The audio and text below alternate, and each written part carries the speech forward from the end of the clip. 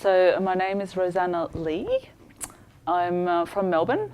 Yep. I'm doing my final year of an associate degree in fashion design at the Royal Melbourne Institute of Technology, and feel lucky enough to get an exchange here. And I'm now at Amphi doing their second year. It's like the first semester of the second year, and I'll be here till January. I've arrived in the beginning of August, so I've been here roughly a month. Now, did you do much research about Amsterdam before you came here?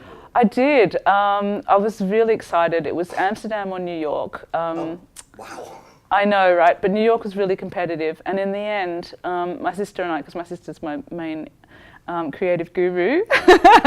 Anyway, and so she's like, Amsterdam's way cooler. She was really happy that I was coming to Amsterdam.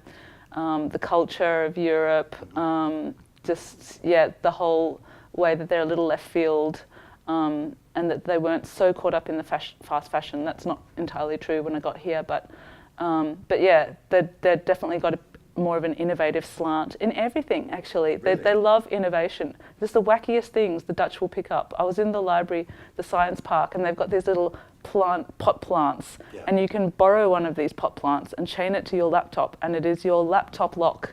And I just thought, that's awesome. That is and brilliant. yeah, and I just thought it's cool. Like, and people would sign up, and it's a kind of a happy way. Like, I just figure it's the kind of environment that probably no one would be interested in taking a laptop anyway, but it was just an extra little happy thing that the Dutch are trying to do for you, kind of thing. And you see these little things around, and it's quite Dutch. So I like that, yeah. Also, you did how did you do your research? Well, there's a lot of paranoia on YouTube. I had a whole night, I had a couple of days stressing about gypsy pickpockets, because there were so many of those videos around, and I thought, some gypsy's going to come. They're out there. Yeah, it's weird. And I just thought, that must be such a common thing, and I don't want to look like a tourist, and they're going to definitely come and just take all my things because I'm going to look clueless. And then, the bikes with the cleaning up the bikes in the canal, all these things, little things. I thought, I had to find out where the plant stores were. They're just little things. I had to find out where the parks were. I had to sort of find out where's my local supermarket going to be.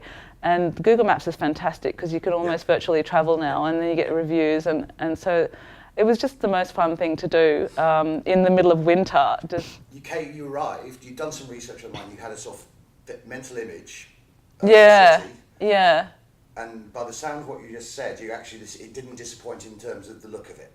Oh, it was more than that, because you get the feel of it and the whole presence of the buildings, and every detail is just completely overwhelming. The iron lacework, the way people have made their entrances homely with plants and stuff, and they love to share the facade with the street. The two other things that struck me when I came here is, one which wasn't so nice, is that a lot of people smoke.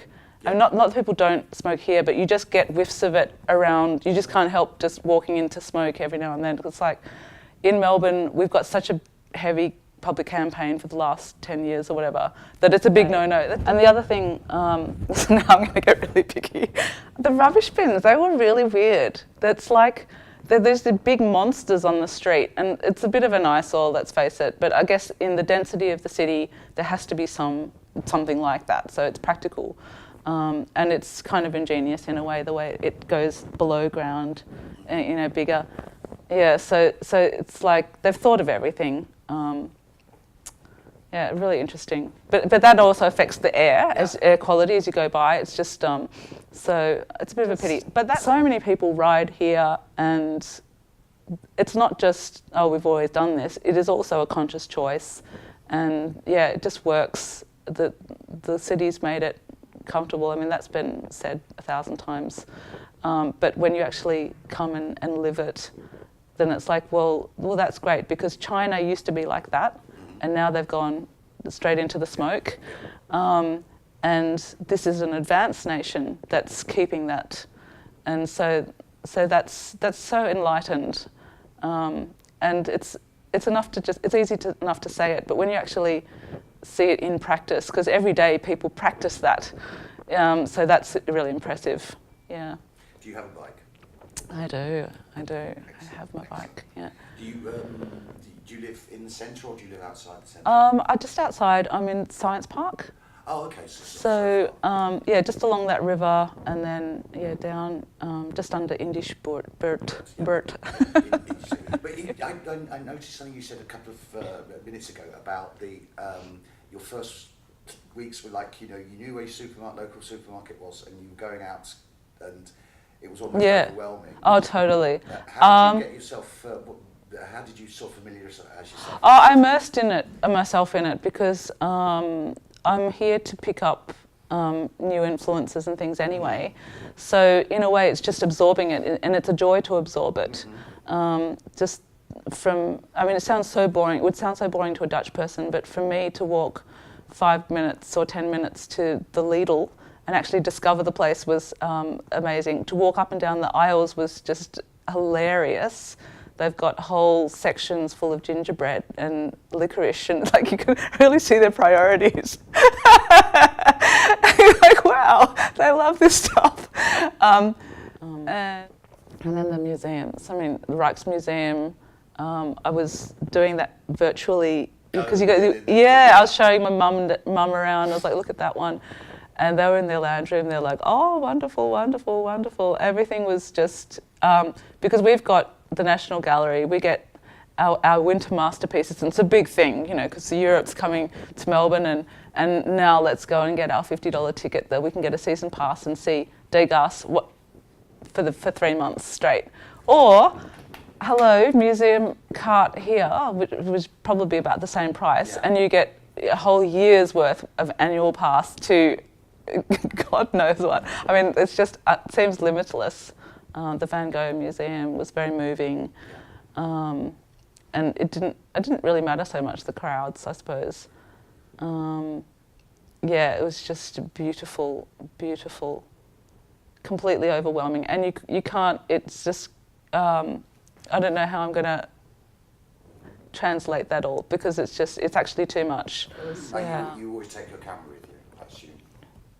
Yeah, I've been trying to sneak pictures of street fashion, and I've been trying to. The only angle I can get is when you're behind someone at the stop, when you're on your bike and you're behind someone. So I've been sort of riding and then stepping people and trying not to bump into them at the same time.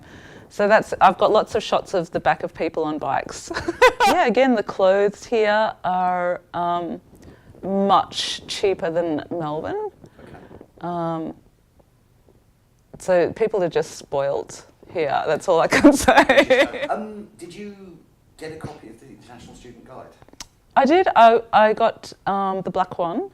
Okay. And then did you get it? Did you get it before you came or when you arrived? I got it. Well, when I arrived, it was a little bit before the official orientation events were planned. So it wasn't until sort of it was the 19th. They had, at the Science Park, they had a couple of groups, the housing groups and the student union groups, and they had copies of that there, and I got my version then. Okay. Very cool, very cool. Okay. Have you used it at all? Have you oh, yeah. looked through it? Or yeah. What have you used it for?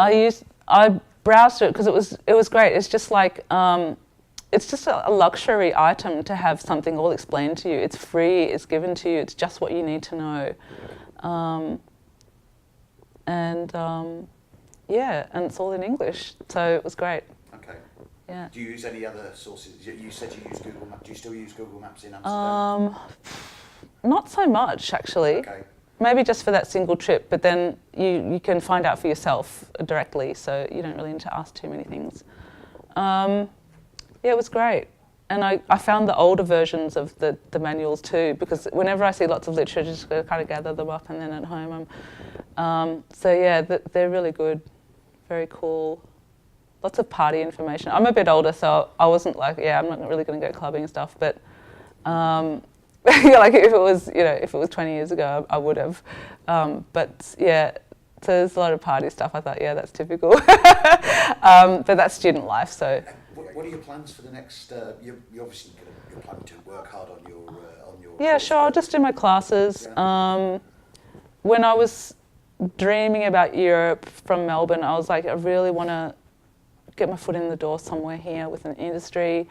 Now that I'm here, it does seem a little daunting. I will still give it a go. I need to talk to my teachers and sound out all that stuff.